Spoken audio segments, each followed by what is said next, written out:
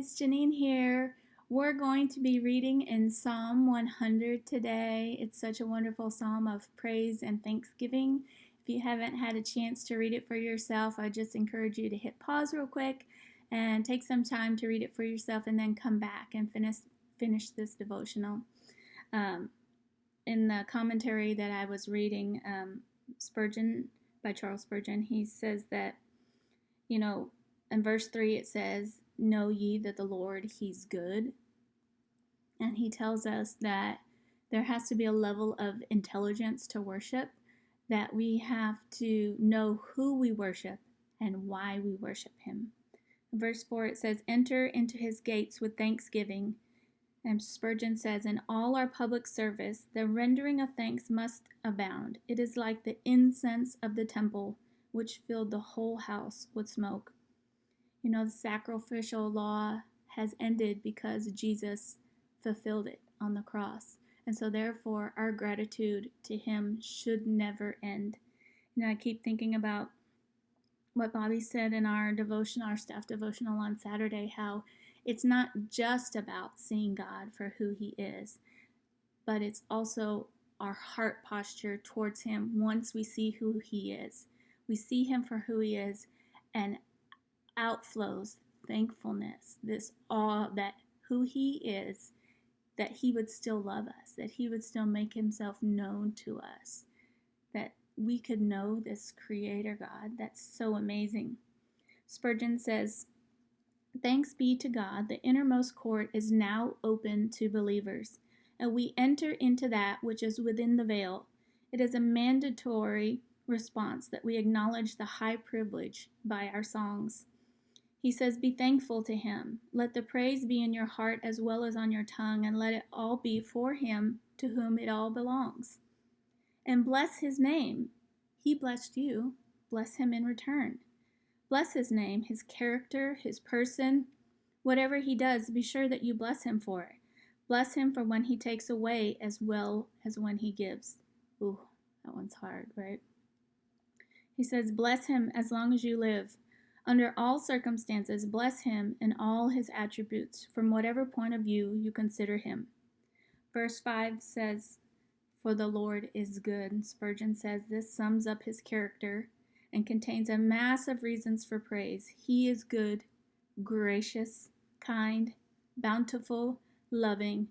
Yea, God is love. Isn't that so true?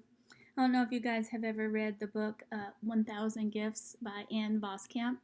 If you haven't read it, I would highly recommend it. I've probably read it at least 10 times. It's a very poetic book, so if you don't care for poetry, you may not enjoy it. But it's a great book, and in it, Anne kind of details her journey to discovering living life to the fullest, and how the source of that grace and joy really comes from being thankful.